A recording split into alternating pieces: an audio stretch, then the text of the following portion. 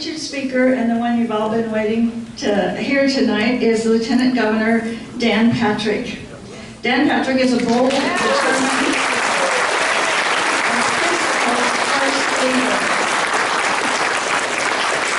who consistently articulates the views and values of the conservative majority in Texas. Dan Patrick was first elected Lieutenant Governor of Texas in 2014 and re-elected in 2018. He is committed to reducing taxes, thank you. Property taxes. Limiting government spending, border security, protecting life, the family, the Second Amendment, and education reforms that will assure that every Texan has the opportunity to prosper, and the Lone Star State will continue to lead the nation in job creation and business expansion.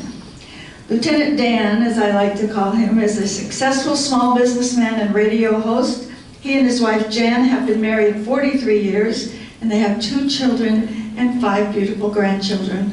Please welcome Lieutenant Governor Dan Patrick.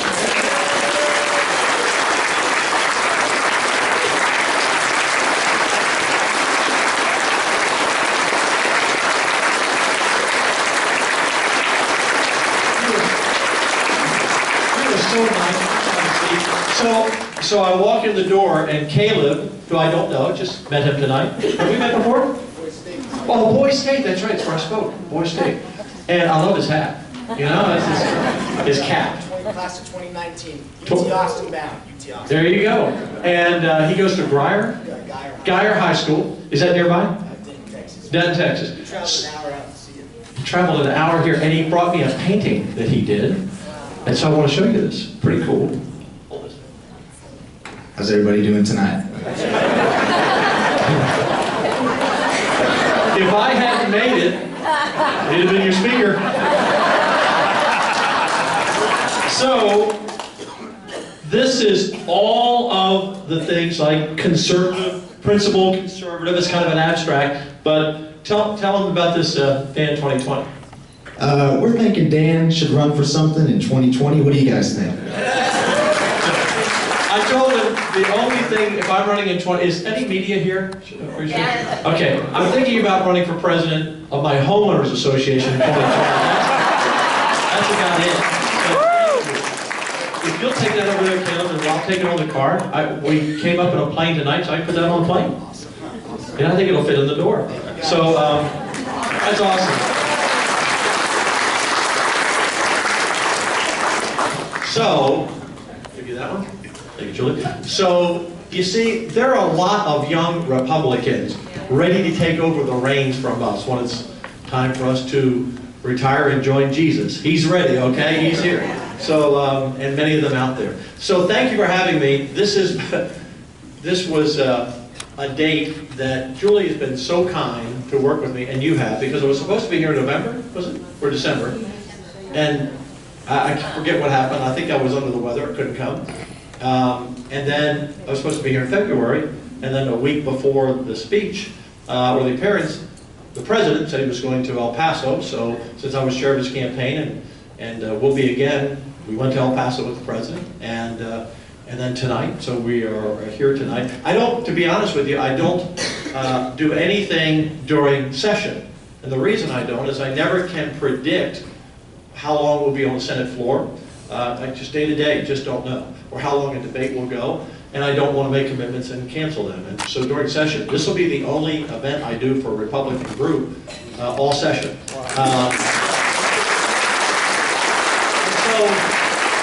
we didn't go on the floor until 3 o'clock today, and because that could have been, although I didn't think it would be very long today. So I didn't go to Austin today. I just want to let you know, I did some work in Houston. I had some family in from Australia of all places. And I chartered a plane to be here with you tonight because this is how important you are to me. You were important in my election 4.5 years ago when I ran the first time. You were important this time. And you are the key to 2020. In all seriousness, talking about 2020, we have our work cut out for us. Now, I know the media is here tonight, so I'll be a little bit careful. I don't want to give them all the strategy of session or 2020. This sounds like, can y'all hear me okay? Yeah. Oh, it's fine? Okay, it sounds a little rough here. Do you want the handout? Yeah, you want to give me a hand hug? It'd be fine. Okay. And I... Testing? Yeah. That sounds better to me. And I appreciate you all so much. How many of you were here in 2013 and 14 when we used to meet in that small church? Fantastic. When I was running, there were 4 of us running for lieutenant governor, and I didn't know most of you. I didn't know Julie. We had met probably at some event somewhere. But she, along with your club, came and endorsed me early on in the election. Early on. And I remember, you took me back to the kitchen. It was a church, wasn't it? And there was a kitchen in the back. I remember it was like yesterday. And you said, because we're all asking for endorsements. It was Patterson, Staples, Dewhurst, and myself. And I knew that this county was critical to winning the primary. And she said, I've looked at all of your work, I've looked at your votes, I've looked at the other candidates, all good people, but I've looked at everybody. And she said, I'm going to endorse you. And I can't speak for the club, but I think the club will endorse you at some point or be supportive of you. She said, but I'm going to hold you accountable.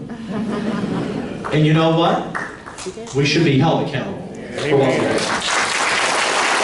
When you run for office, you should say what you're going to do and then do what you said you were going to do, because that's what you're supposed to do.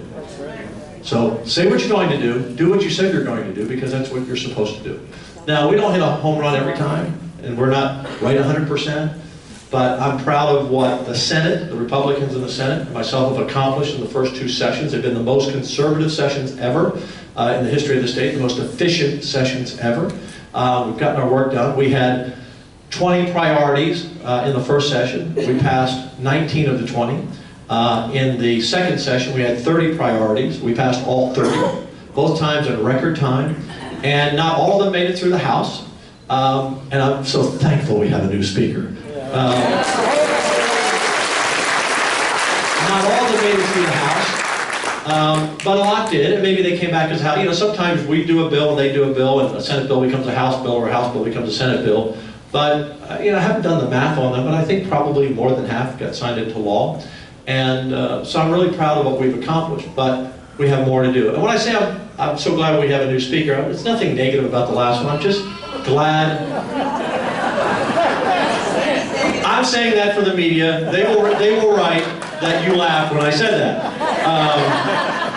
Is Bud Kennedy here? I heard him.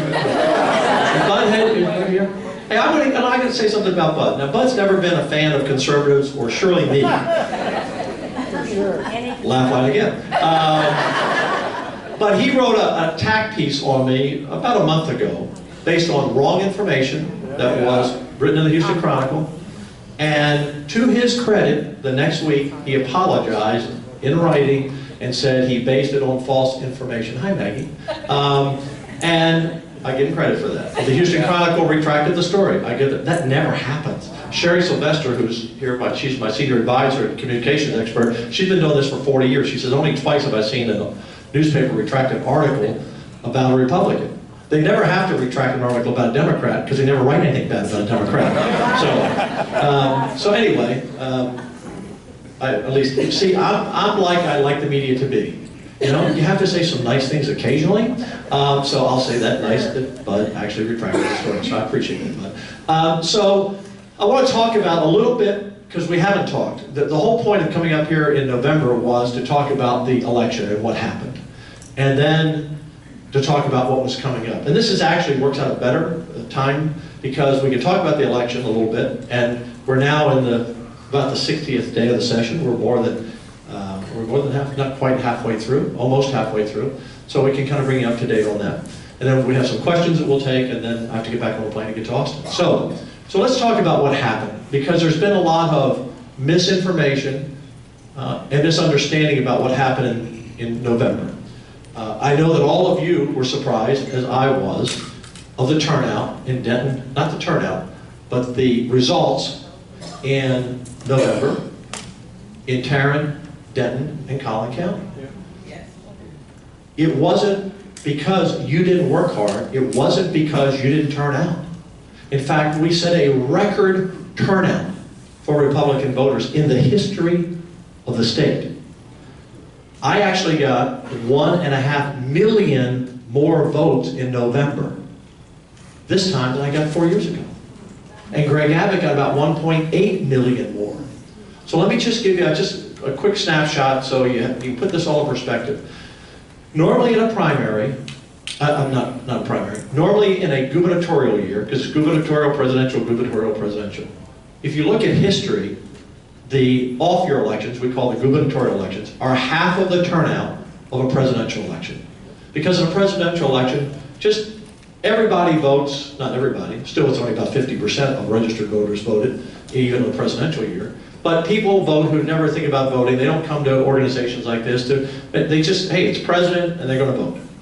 So in 2014, when Abbott and I ran the first time, the total was 4.7 million voters cast a vote. I'm sorry, 4.5 million. 4.5. It was 2.7 million Republicans and 1.8 million Democrats. So 4.5, okay? 2016, presidential. So what should happen? Double it. And 8.9 million people voted. Almost exactly. 2 times 4.5 is 9 million people. Just like history. So now we get to 2018, last November. So what would be expected? To drop back down to about 4.5 plus, and since we increase our turnout every election because of population, the guesstimate was, well, maybe we'll break 5 million. Do you all know how many people voted in November? 8.4 million. Wow. A presidential level turnout. So we went from 2.7 million Republicans voting for our candidates, Ted Cruz, Greg Abbott, myself, go down the list. So we went from 2.7 to over 4 million. And they went from 1.8 to almost 4 million. Wow. So I had a lot of people that talked to me after the election, and you know, people, it's not their living to follow, you know, what happens in politics on a day-to-day basis. And so they said, well, Dan, I guess the Republicans didn't turn out. I said, turn out? We turned out everybody we could find who was on. To give you an example, you know what a 4R is, because all of you are 4Rs.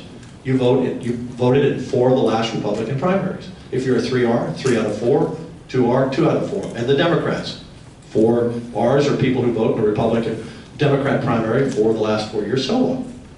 We've turned out, and I don't remember the exact number if the media said, they'll say, well, Dan was off by 1%, but I'm close.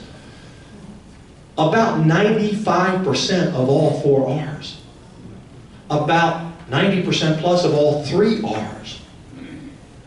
And so did they. So this was a fierce turnout.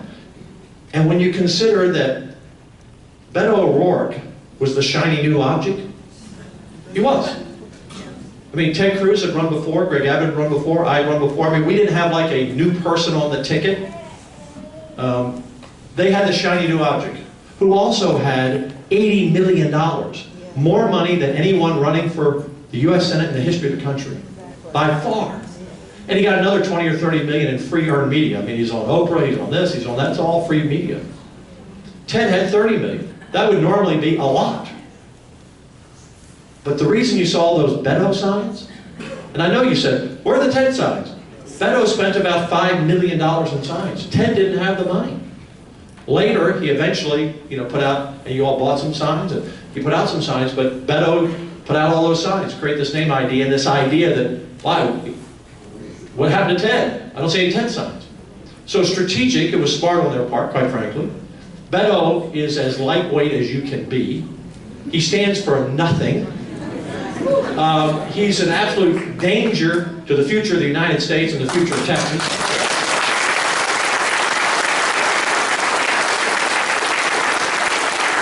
But we have to recognize our opponent's strengths, and he worked hard. I mean, he worked hard, and he was able to raise a lot of money.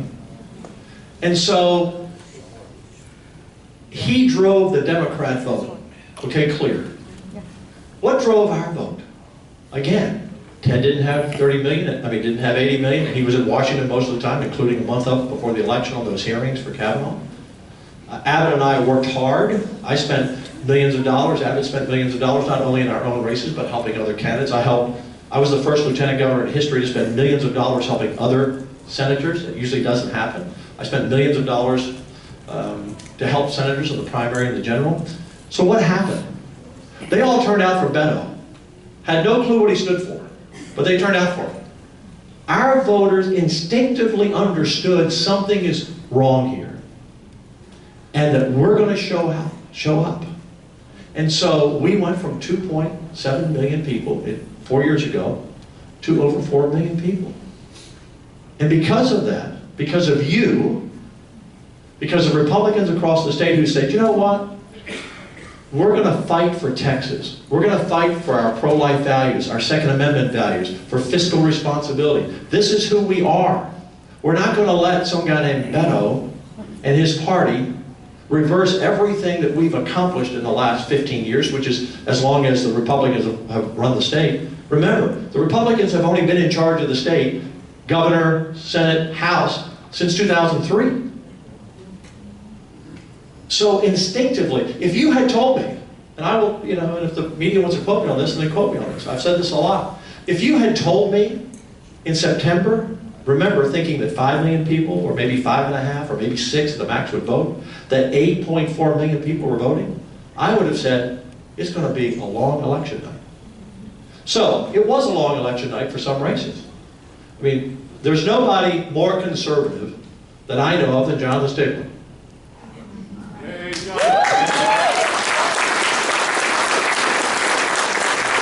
And there's not another county that I know more conservative in the United States than Tarrant County. Now Montgomery County's doing a pretty good job down on the Houston end, and Collin County and Denton County very conservative. But I mean, you all kind of looked at the leader. And when I saw those election returns come in, I said, what's happening?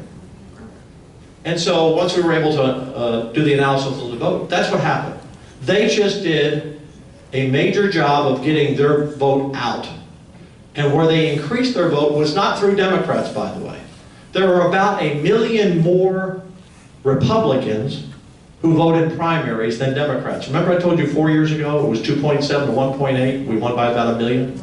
Because that's the history of primary voting. We just turn out more, because we don't register by R or D in the state, you just register to vote. But we base those numbers on who turns out for the primary. Well, we still beat them by about 1 million votes in November, R's to D's. But they attracted a whole new world of voters from their early 20s to about 40. These were not necessarily newly registered voters. People think, well, they registered all these new voters. We normally increase voter registration about 7 or 8% each election. It was up 10%, so it wasn't high. These are people registered to vote who had never voted. And I tell people this, and they say, what do you mean they never voted? We have 15 million registered voters in the state. Still, only 8.4 turned out. So 8 million didn't vote even. So a lot of people, they register when they get old enough.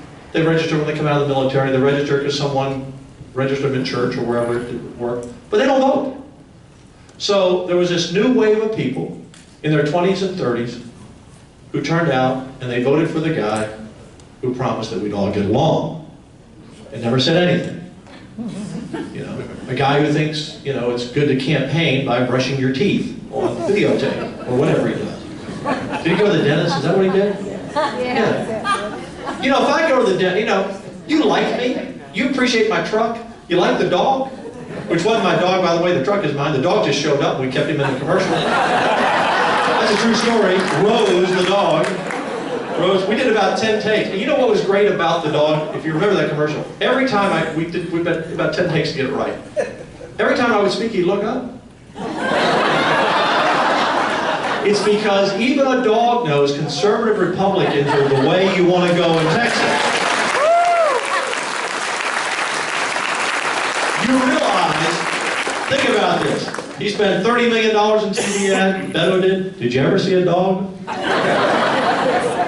Dog would have been asleep. Dog's got nothing for me. Beto's got nothing for me, and I'm just going to lay here and fall asleep. So, where was I? I was freaking out. But they voted for a guy who stood for nothing. So I want you to be reassured of one thing. Do not be down about what happened in November. I'm disappointed we lost 12 House seats. I'm disappointed we lost our appeals court judges. I'm disappointed we lost a number of Republicans. But it's not because you didn't work hard, not because Republicans didn't turn out. It was an anomaly in election cycle that we must learn from. Because as we go into 2020, I don't know if Beto's going to be on the ticket or not. I don't know if Castro's going to run against John Cornyn. I mean, I don't know what the top of their ticket's going to be. But Eric Holder and George Soros and Barack Obama are going to send millions and millions of dollars into Texas for the House races. We lost 12 House members. We had, I think, 10, it's 8, 9, or 10, won by less than 3 or 4%. They're going to target the 12, because the Democrats want to hold those 12. And they want to win 9 out of those 10, because if they do that, they take the House. And if they take the House, they get to draw the maps in 2021 after the next census. And George Soros and Eric Holder and Barack Obama are focused on taking a legislative house in states all over the country where we control most of the legislatures, because that's how they want to grow their party. So normally a House race where members might spend $300,000 or $400,000 or maybe $600,000 in a tight race. This time my prediction is the Democrats will pour $1 million to $1.5 million to $2 million per House race, because they painted a target on our back. It's not just about winning Texas for the Democrats to take the White House. It's about winning the Texas House. So it is important to us as we work towards 2020 not to lose the House, not to lose the U.S. Senate seat, and surely not to lose the White House, because as we've said many times, if we lose Texas to the Democrats, we never elect a Republican to the White House again because of the electoral votes of New York, California, and Texas. There is no math. It's tough enough to string it all together, but there is no math that can allow us to win. So I know the president is focused on this. He'll be spending, I'm sure, more money and more time than he might normally. I know John Cornyn and Ted Cruz and I have already endorsed him. We'll be all in to help John, and he has the fire in his belly to run. And when Dennis Bond became the new speaker, I called him up. I said, Dennis, and I've worked with Dennis. I can't say I knew him really well, but, we worked together. I said, Dennis, my #1 goal this session is to help you get reelected as speaker. We have to have a successful session because we have to hold the House. I don't want to be working with a Democrat speaker. I mean, I know sometimes we, Republicans, drive you crazy. The best we try. They're still, well, I don't like that bill. I don't like what you... Let me tell you what. You want to be crazy? Have a liberal Democrat as the next speaker. And they block everything that Greg Abbott and I and the conservatives try to do. So it's all on the line. And of course, if we lose Texas, then the nation is in dire straits. So we need to expand our base. The Republicans, at the end of the day, I believe will be there. I think we'll increase the numbers, but we're going to have to register more voters, and we're going to have to attract those 20 to 40-year-olds who voted last time for Beto and convince some of them to come our way. The educators, the business community that's been voting, I don't understand it. We have the best business environment in the country, in the world. 10th largest economy, larger than Russia, 48 Fortune 500 companies based in this state, second in the country. 1,000 people a day moving here. Companies moving here, our lowest unemployment rate. I mean, it can't get better than what's going on in Texas, except for property taxes. I'll get to that in a minute. So we've got to convince those people that our conservative fiscal and social policies are the direction for our state to go. And we're going to have to work to do that. And I'm not on the ballot, but I'm pledged to do that because everything is on the line in 2020. Julie will email this out to you tomorrow or whenever she can. But Friday we released a list of our top 30 priorities for this year. Some of you probably got our email. If you're not on our email list, sign up so you have them. How many of you are on our email list? Let me see. Fantastic. Okay, the rest of you need to sign up because we send out a Sunday night email or weekly email what's going on. So let me just read you quickly. And I'll just go through a few of them and then we'll kind of wrap up, take some questions. So in order, number one, of course, is always the state budget. Jay Nelson has written a great conservative budget, and we'll have to compromise and work with the House, but that's number one. Number two. So number two is my top priority. And these priorities, by the way, are not Dan's priorities. Some are, like number two. They are bills that you say you want us to address, and they are bills that senators say their constituents want to address. So it's a compilation of party platform, what the grassroots ask us to address, what the senators ask us to address.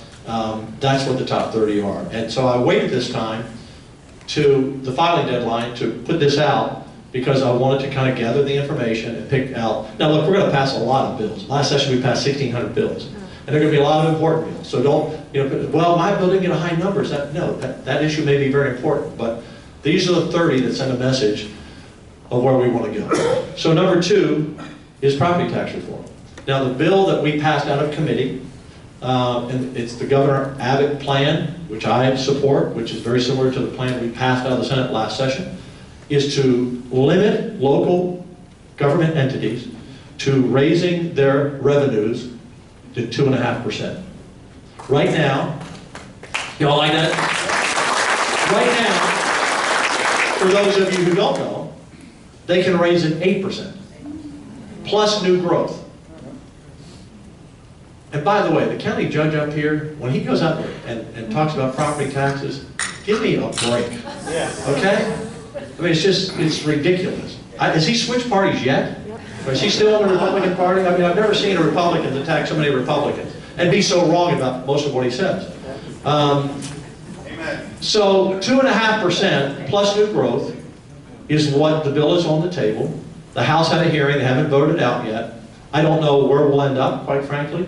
It surely can't be higher than 4, because if you go over 4, there's not much tax relief. It's got to be somewhere between 2.5 and 4. The governor and I like 2.5. But that will greatly reduce your property taxes moving forward, because right now, if they're growing at 7, 8, or 9, or 10% a year, they double in 8 or 9 years. If they're only growing at 2.5 or 3.5 or 4%, whatever number we land in, that the House will agree to, then it's 15 or 18 or 20 years before they double. So it slows the growth, number one. We have to close the back door of growth to property taxes. And this is for businesses and homeowners. Senate Bill number 5, I'm going to come back to 3 and 4 in a second. Senate Bill number 5, we filed Friday. That would increase the homestead exemption from $25,000 to $35,000. That's a bill by Senator Betancourt. We did that in my first session of 15. We increased for the first time in, I think, 20 years, the homestead exemption from $15,000 to $25,000. My goal is I'd like to double it to 50 in the next couple of years, and then I'd actually like to get the homestead exemption all the way up to about $75,000. The average homeowner in Texas lives in a $212,000 home. Some of you may live in one less, some of you may live in one more, but that's a significant tax cut if we can continue to raise the exemption to take that off the books from being taxed. So those are our two property tax bills. Senate Bill 3, across the board pay raise for teachers. Now some people have said, well, Dan, why do you want to support that? Well, it's very simple. We haven't given the teachers, do we have any teachers in here? Any school teachers? Okay, we haven't given school teachers across the board raise in 20 years. And I believe in incentive pay and I believe in merit pay, and that's all good. But I want to raise the base level of our teachers, because we're asking, we all say we need the best and brightest to be teachers. But if we're paying them less money than a college graduate can make in the corporate sector, they're not taking teaching jobs. And if they're there and they're only getting a small raise every year, and 5 years later they're not making much more than they started for, they don't stay in the profession. We have 340,000 teachers in the state of Texas. We need to retain our good teachers. We need to attract more college graduates to become teachers. I asked, when I was education chair in 2013, we were having a hearing. I think am I going along? Are we good on time? Yeah. Okay. I asked the question, why aren't we getting more young people to go into teaching? And whoever was testifying said, Mr. Chairman, back in the 50s and the 60s and the 70s and the 80s and into the 90s, guess what? Women who graduated from college didn't have any other opportunities. They could become teachers or nurses or secretaries. They weren't allowed to professor. My wife taught for, I don't know how many years total, 3 different states, 18, 20 years, whatever it was. She's a really smart person. Smarter than me. All men say your wives are smarter than you. Is that an amen? Men. All right. She really is. But when she got in, and I won't tell you what year she graduated because she kicked me in the shin if she were here, but she graduated in that era. She didn't have any other opportunities. Now, I think it's great that women have every opportunity that a man has. I'm glad they do today. But here's my point. The corporate sector, if you're a top-notch woman coming out of university, they're coming to grab you. Before, they weren't. So, and most of our teachers are still majority women, but many men in the profession. So part of that is to raise the level up to attract the best and the brightest, because we have to replace these teachers that are retired. Next is going back to Rick Perry. This idea of just throwing billions and billions and billions of education and not pinpointing it to the classroom. And so that's what our aim in the Senate, that's why the bill passed 31-0, because I want to send the money directly, as much as I can, to the teachers, because next to the parent, the most important person in that child's education is a teacher. I don't care how many programs you develop, like we're going to spend money in 3rd grade reading this time, because if you're not reading by the 3rd grade level, then you're probably going to drop out in the 9th or 10th. But if I don't have a good teacher teaching that student how to read, whatever instructions they have don't help much. So that's the reason why we're going to spend more money on education this session, without question. Not only do Republicans want it, not only independents want it, some of those people who voted from 22 to 40 for Beto. I mean, the top 3 issues, when we poll, Abbott and I poll across the state, we spend a lot of money in polling, just to get, we're not poll driven, but we like to know what people are thinking. Number 1, property tax. That's the number 1 thing this session. I won't speak for the governor, except I will speak for the governor, because I know he would agree. The number 1 issue for Greg Abbott, myself, reduce property taxes. However that takes shape. Number 2 is school finance and teacher pay, to try to get away from Robin Hood a little bit, and as much as we can put money in focused programs like reading, 3rd grade reading, and other programs, and teacher pay. So that's going through our top 5 bills. I want to tell you about another bill that's not in the top 30, but obviously it's a high priority. We filed at the last minute Friday, because we've been working on it. You haven't read much about it, because the media didn't notice it. It's 2441? 2441. Something that you all have been asking us to do for a long time. And that is do a sales tax swap for property tax. An increase in sales tax. And I don't know if it'll be a half a cent or a cent. And take all of that money and put it to reducing your school taxes, so that everyone in the state is paying their share, on top of increasing the homestead exemption, on top of slowing down the growth. And I don't know that it will pass, but Abbott and I said when we came to the session, it's time to be bold and do these things. 1 penny of sales tax brings in $5 billion a year. So in a 2-year budget, $10 billion, we can do some damage and reduce, I don't know the exact number, and depending where it is, to reduce your school property taxes. And the sales tax will keep growing with our population. You know, I want tourists to help pay for our education. I want everybody that's spending money to help pay for our education, instead of just homeowners. So, and apartment owners, if you live, you're paying it too through your rent, because that's more than 50% of the expense of any person who owns an apartment. All right, let me go through these other bills kind of quickly. Senate Bill 6, 7, and 8 are our disaster response to Hurricane Harvey. And part of that is a statewide flood plan, because it wasn't just the coastal areas that flood, but we have earthen dams all over the state that are in bad repair. So it's a master flood plan. It's another plan to draw down matching money. President Trump treated us very well on matching money. For every 10% we put up, they're sending us 90% to help rebuild from the hurricane.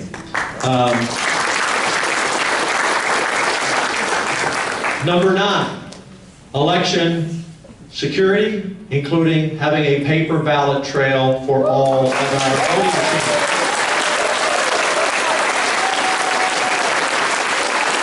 And we're willing to step up and pay that money to help you know, those counties that don't have them, because there's a certain type of machine, it's going to cost some money, and hopefully we get it all phased in by 2020, if not by the next election cycle, but we need paper ballots. Number 10 was targeting student mental health, which Jane Nelson passed out 31-0 last week or 2 weeks ago. Number 11, school safety by Larry Taylor. I went to the school the morning of the shooting. I was there an hour afterwards, and I recognized a couple of things. Number one, many of those students who were killed were in a classroom that didn't have one of those doors that they could open, push bar. They were in a door that had a key lock and the door was locked. And I said, never again are we going to have students locked in a room that they can't get out. What could be a fire? Could be anything. And so we're going to replace those doors on the older schools that have those. And my wife and I, when we met with the parents from Santa Fe, the number one issue, they said they wanted metal detectors. Now, every parent doesn't want it, every school doesn't want it. We're making the school optional, like we do with teachers carrying a weapon. If they want their teachers to carry a weapon, it's up to the school board and the parents to decide. But we're going to, for anyone who wants a metal detector, we're going to provide a matching grant program for that. Jan and I bought 10 metal detectors. Santa Fe needed 20. We bought 10 and donated them. And the company, Garrett in Dallas, donated 10 because I wanted to set that school up as a model just for other schools to copy. If you want them, great. If you don't want them, but we need to secure our schools. The infrastructure. Number 12, Retired Teacher Security Act. Like many pension systems across the country and in Texas, it's not actuarial sound. It's a conservative thing to make it actuarial sound. And that's what we're going to do, to put some money to make sure that that pension is paid for, and the next we'll work on ERS, our state employees, because we're not going to be like these other states and like Democrat-run pension systems. They're out of whack, and who knows who's going to pay for it down the road. Number 13, ethics reform that we passed last time out of the Senate. It didn't make it to the governor's desk. Hopefully it will this time. Number 14, expand rural broadband. We're used to getting on our internet when we get it home, but if you live in much of rural Texas, you don't have internet, and guess what? There's a lot of online learning for students, and so we want to expand that. It's not very costly to do it.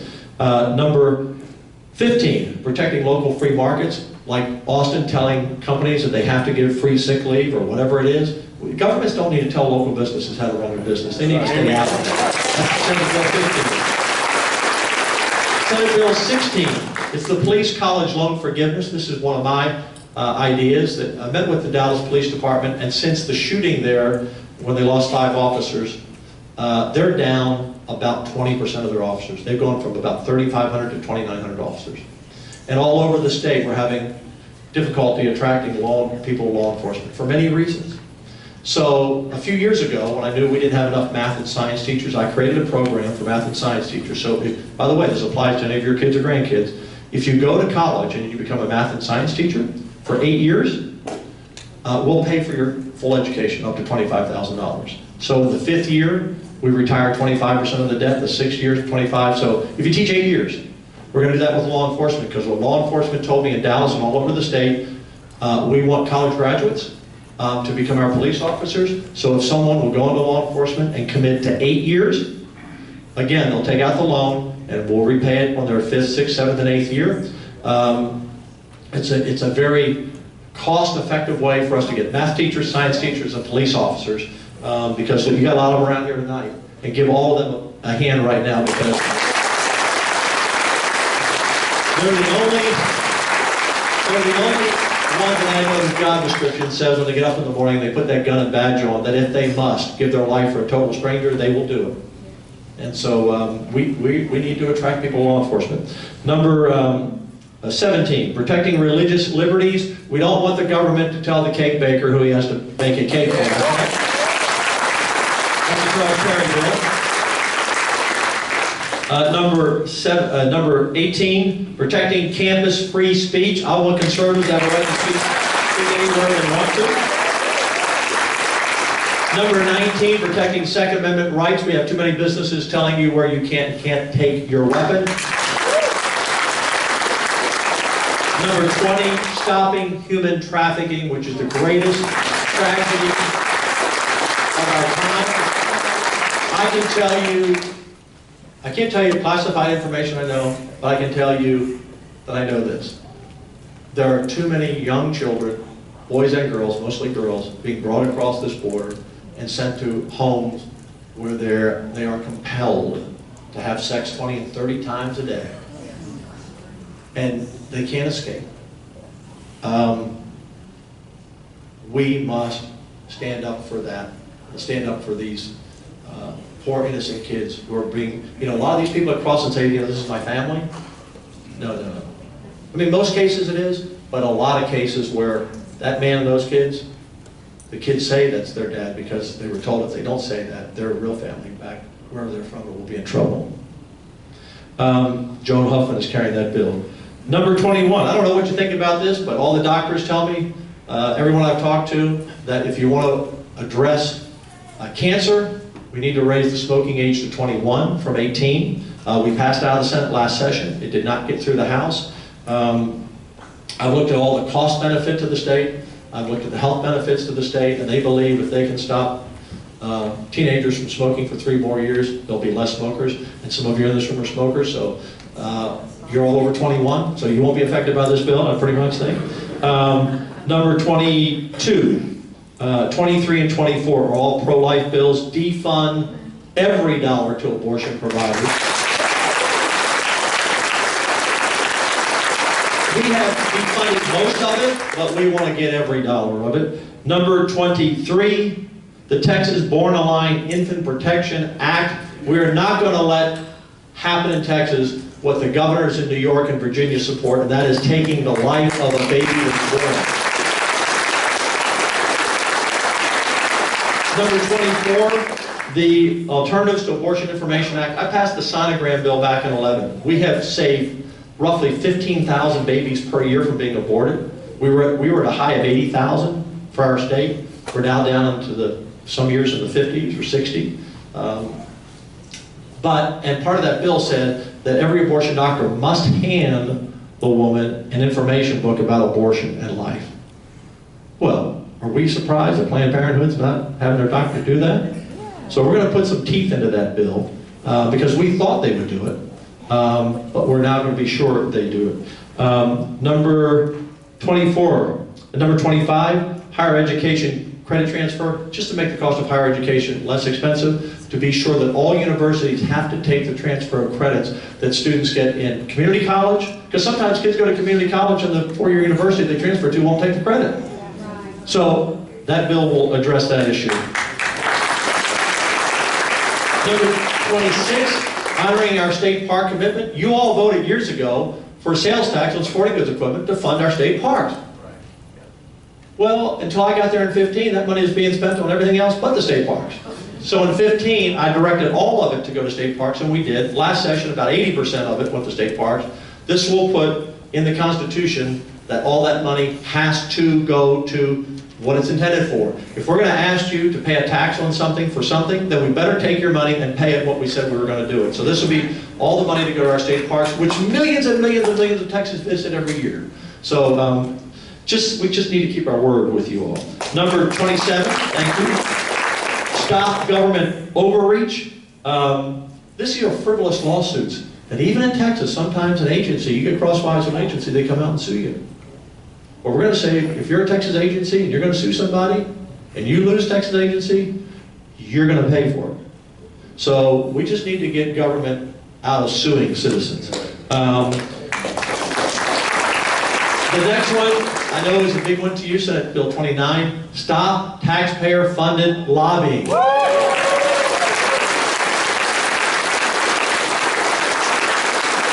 And I'm going to go back to that in a second. And then number 30 is taxpayers' rights to know in bond elections. You go into a bond election, you don't even know what you're voting for. We want everything spelled out, exactly where your money is going. And we want to give you the option to pick A, B, C, or D. It's kind of like you say, okay, I'm willing to vote for that bond, but I don't want to build a new football stadium. It's either all or nothing. We want to give you a chance to vote on individual things. That's a Brian Birdwell thing. Well, at 29, let me just go back to this taxpayer-funded lobbying, give you a great example. So we had the hearing on the property tax bill about a month ago.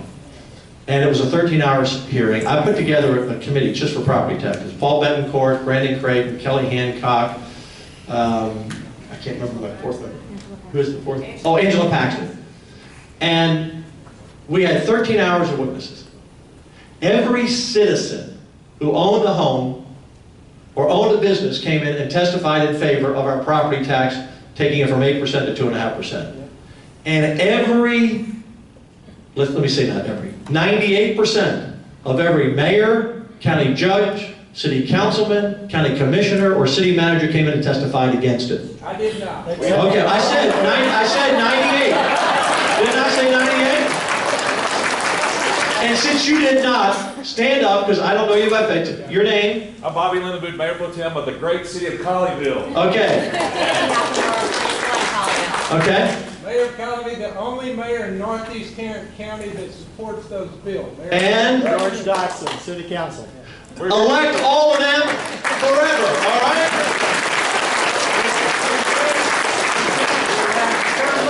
We put term limits in ourselves. I love these guys. When I'm going, let them run for lieutenant governor. You know, that's why I said 98, because we had some brave souls that came in there.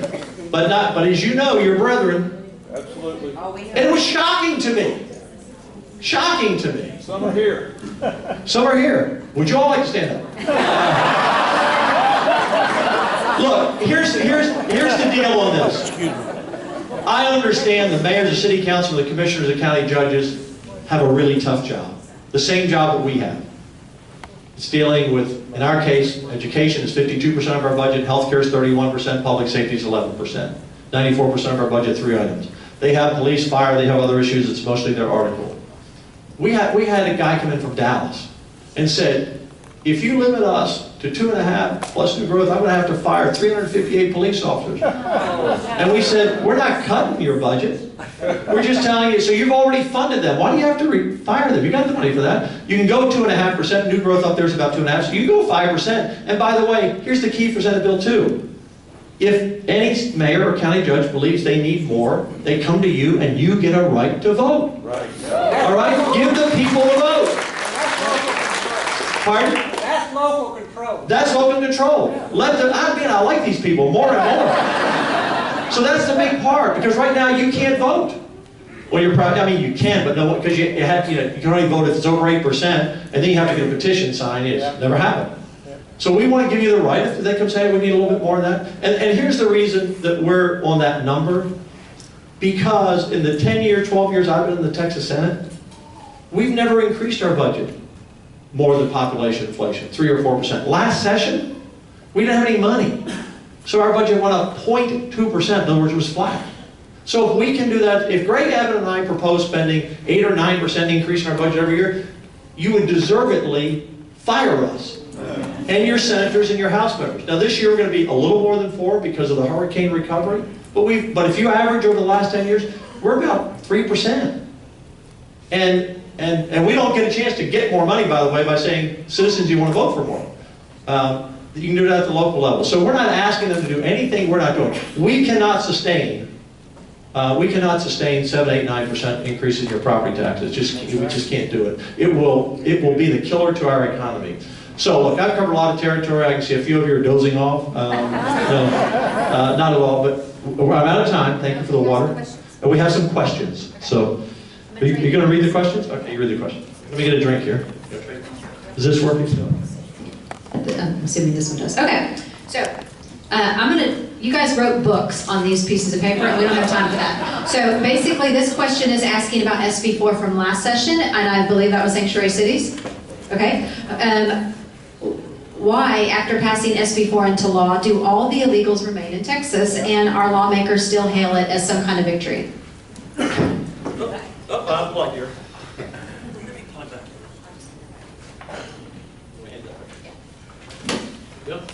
You think so? We're a guy who worked in radio, he would pull the microphone apart. First of all, we're the only state in the country that has banned sanctuary cities. And our cities are not welcoming people here illegally anymore. However, we're not the federal government. And we're going to spend another $800 million on the border this year. to do everything we can to help border security, to help Border Patrol, keep people out of our state. But it's sad to tell you, we're going to probably set a record this year for people crossing the border illegally. States used to deport people in the 1930s. Okay.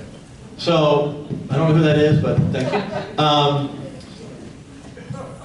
We need to build the wall. Yeah. Period. Donald Trump is right. I've done so many shows on Fox. This is a real crisis. This is not a immigration manufactured crisis. The Democrats are perpetrating a manufactured cover-up. For them to sit there and to say, we don't have a crisis on the border when thousands of people are crossing every month, when those young girls we talked about are being raped in rape houses on the border, and in Dallas, and in Houston, in Fort Worth, in San Antonio, when American citizens are being killed at the hands of people here illegally, when drugs are pouring into our country, only giving more energy to the opioid crisis, and the heroin, and the cocaine, when the taxpayers of this country and this state are on the hook for billions of dollars for people that should not be in this country. It's a real crisis. So we're doing everything we can in Texas, and we thank goodness we banned sanctuary cities to at least not be a magnet for some of the people to let them move on through to another state. But we have to have the fence, and the president was right to call this an emergency and declare an emergency, and I hope it's upheld in the courts. But as I told him at McAllen, you may have read the story, Mr. President, if the courts stop you and the Democrats won't help you and some of the Republicans won't help you, then just send the money to us and we'll build it, okay? And everybody thought, can I tell you real quick, how am I on time? Am I like, no. We're already out. Okay, real quick story. So the president is very kind if you meet him on the tarmac, which is usually the governor, myself, or the attorney general, or 2 or 3 of us, to invite you to ride in the limousine with him wherever he's going. Most presidents don't do that. You have a follow car, you're in the motorcade. So he always says, Ken or Dan or Greg, hey, why don't you guys jump in the car? Because he loves to talk to you about what's going on. Because once he gets to the event, he doesn't have time to talk to you. We have phone calls and that, but we don't have that much time to visit. So at McAllen, we get in the SUV, Cornyn, Cruz, myself, and Paxton with the president. And the president's sitting in this seat, and I'm sitting in this seat. By the way, it's usually the limousine, but this was the SUV they had. And I said, Mr. President, they had invited me to the White House the night of the speech to, I don't want to say work on the speech, that would be unfair, but to go out and meet with the team to kind of brief them on border things that might be in the speech. So we flew up that day with bad weather, but we got there in the afternoon and we met with Jared Kushner all day to work on, they're working finishing the speech. So I given Kushner this idea. So we get in the car 2 days later, and I said, Mr. President, did Jared tell you about my idea? And he said, what was the idea? I said, well, Mr. President, we've spent billions of dollars in Texas on border security, which we shouldn't have to under the Obama administration. And if we send you a bill and ask you to reimburse us, we can prove up all these charges, like for $4 billion. And you send that money to us, and we'll build the wall. So, he says, I like that idea. So we go to the event, and it's all law enforcement down at McAllen, and some crime, families of victims of crime from people coming here illegally. And we're all sitting around the table, and at the end, there was about 15 of us that were, we each had like 3 minutes to say something to the president. And so at the end, I had my 3 minutes, and at the end he says, and by the way, I like what Dan said. He said Texas can build a wall. Well, I hadn't had a chance to talk to Greg Abbott about that yet. I quickly dialed the governor. I said, Governor, I didn't know he was going to announce it to everybody. I was just telling him, And so, anyway, look, it's a real crisis. And what this country needs to do is have legal immigration reform where we allow the people in here that we want to allow. People would rather pay $2,000 or $3,000 to the United States of America to come here illegally instead of paying the drug cartels and not live in the shadows. and come here as proud to be an American, not sneaking in the middle of the night. Most of these people, they're not the criminals, but we cannot educate, medicate, and incarcerate the whole gosh dang world. We can't do it. Do you know today, we have 5.4 million kids in public school and almost 20%. That's 1 million. Don't speak English. That's right. Or are not proficient. And do you know how much money that costs you as taxpayers? More? And do you know how much difficult that is for our teachers? So, time for one more question, you tell me. Yeah, I want to do just one more because I know that there's an organization that brought about 20, 25 people here today. Yes, okay. And their question is on the monuments. So Yes. you and I kind of discussed this. Absolutely. Okay, so this is it. It says, this is urgent. Many monuments will be removed if no legislation is passed. Will you support legislation that protects all historical monuments in any Texas city or county this session? Well, here's the deal. So, Abbott and I made it very clear, we're not taking down any monuments at the Capitol. Not happening. The plaque that was removed, Jeff Leach, who you all, I think many of you know him, can't be much more conservative. He's a great member of the House. He serves on the preservation board with the Speaker, the Governor, and myself. And even the group that put up the plaque years ago said, you know, it is misleading. The information is wrong. They did not oppose it. And so the Governor and the Speaker and myself moved on Jeff Leach's motion, and we took it down. And I stand behind the decision on that plaque, especially when the group said, you know, we don't oppose you taking it down, we got it. But we made it very clear, the Governor and I and the Speaker, we're not removing any monuments at all from the Capitol grounds. Now, when it gets into the cities, there's an issue with that. We want to stop them. I don't like what they're doing in the middle of the night. It's kind of stopped, quite frankly. It's kind of slowed down. If we need, I know, not Dallas. If we need to pass legislation, I would absolutely support that legislation. I have no question. I want to speak for the other two leaders. I have to look at the constitutionality of that and what we can do with the cities. I don't know, but I can assure you that we have to look. If there, you know, this whole Obama tour, when Obama went and apologized for America, America has made mistakes in our history. But you don't erase history. You learn from history. And this idea that we're going around and time because some group says this monument offends me, I understand and I respect if they say that, but we don't tear down our history. Where do we stop? And so Dallas is still on, you know, they got a very liberal mayor and they're still on the wrong direction, but most of them have backed off a little bit as the public has made their voice heard. But if we have to address it with legislation, then we'll talk with our lawyers, and at this point, I don't think we thought we could do it or had to do it, but if we can do it and need to do it, we will do it. Alabama. Yeah. What about the Alamo? Yeah. The retired U.S. veteran against, what does it say, removal of our veteran memorial monuments. Absolutely. I'm with you. 100%. There is no protection in the Texas cemetery laws. We must get them enforced. Say that again, ma'am.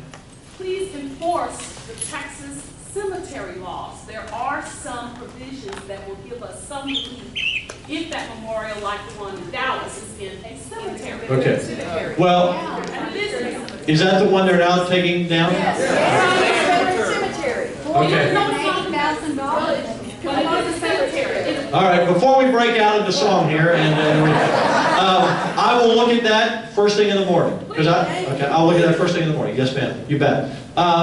Thank you all have been terrific. I know I talked long, but you know it took me 3 different times to get here, so I figured I'd give your money's worth. I got to catch a plane and get back.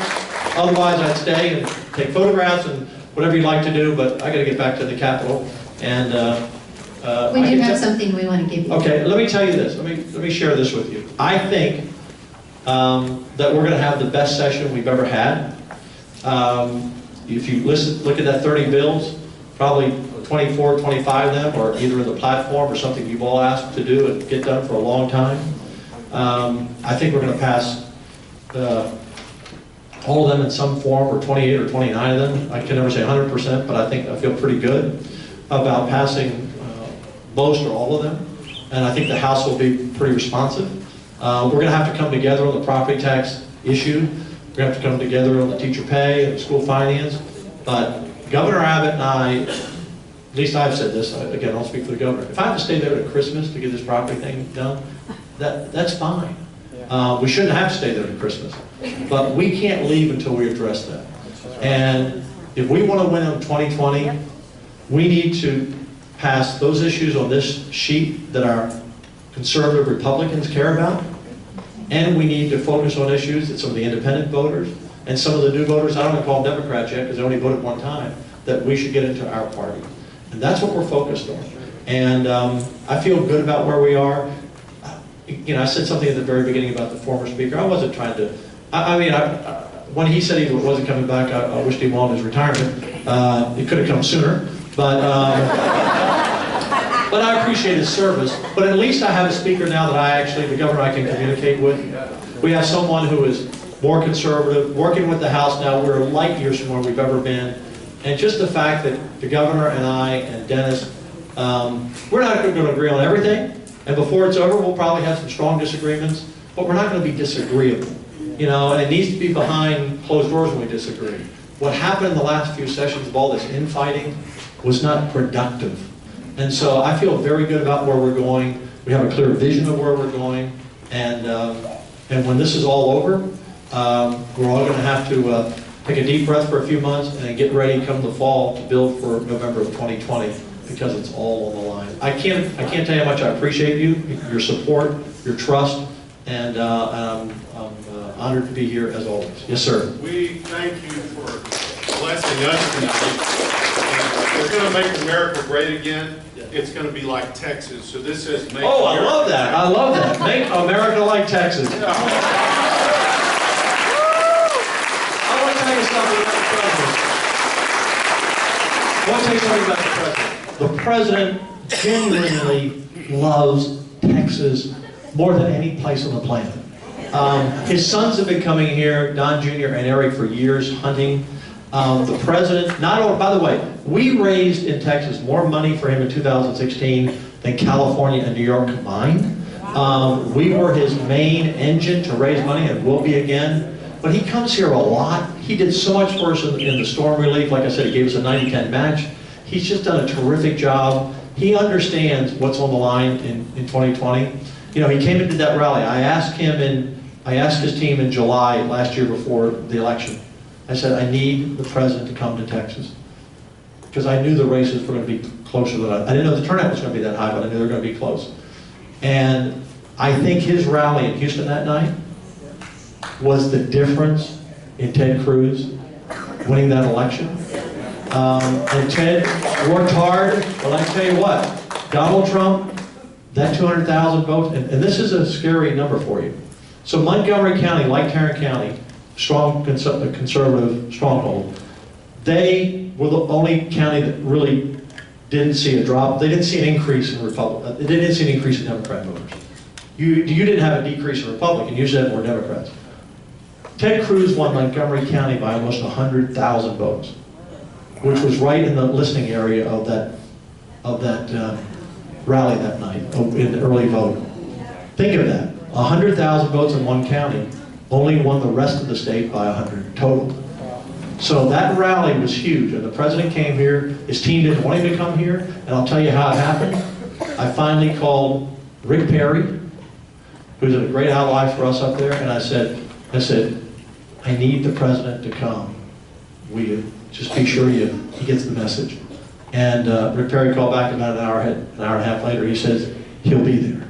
And he came in and it was a difference maker for us and saved us a lot of seats. Maybe saved us the House because it just inspired some more people to get out. And so we are lucky to have a guy that loves Texas.